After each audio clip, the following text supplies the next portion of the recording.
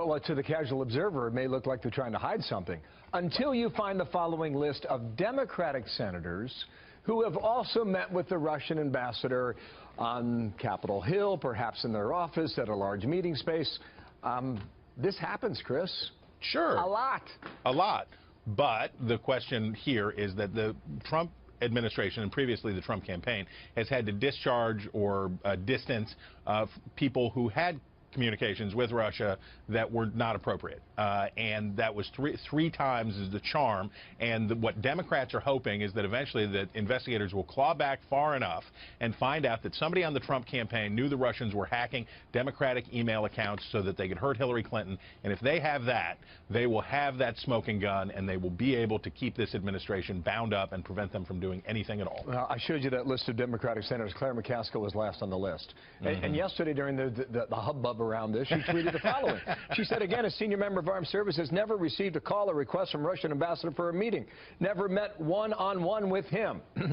Only to correct herself a short time later when she said, 4 years ago, went to a meeting of many senators about international adoptions. Russian ambassador also attended. I've seen a picture of that. There were a lot of people at the table. The point is, again, this stuff happens.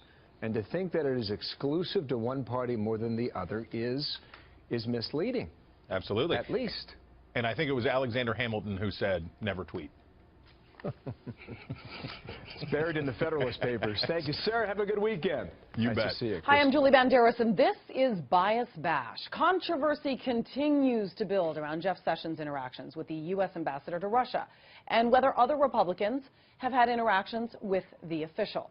Well, Republican David Perdue took to the Senate floor Thursday to point out, in fact, 30 Democratic senators met with the Russian ambassador in 2015. The meetings took place in order to pitch President Obama's nuclear Iran deal, all while openly supporting Democratic presidential candidates. Brace yourselves. Judge Jeanine Pirro is here this morning, sitting right next to me. All right, I said a provocative thing there, apart from brace yourself. I said, much ado about nothing. What does Judge Jeanine Pirro say about that? Well, I think that General Sessions did the right thing. He had to recuse himself.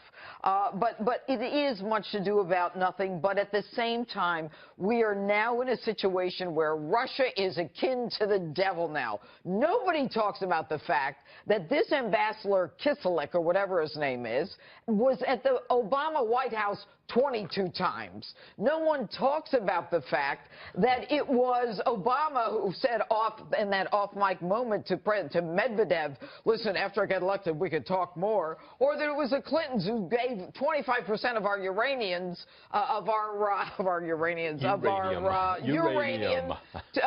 the Russians. And, you know, it's just...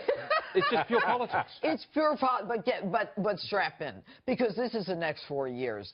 Anything and everything that goes on is going to be blown out of proportion. And Claire McCaskill, I mean, really, what a fool. She says it's so horrible she did the same thing. But Eric Holder perjured himself under oath, without a doubt, as it related to Fast and Furious. And Loretta Lynch, I mean, she's meeting with the president while she's investigating his wife. That's serious stuff. This is for the perception, to make sure that no one thinks that he's doing anything wrong. All right, Judge Jeanine, you've clearly had your coffee this morning. Will you please just stay there for a second? I can't wait to finish. I'm going to go have a cup. Well, sit there for a few minutes because I've got more for you, okay?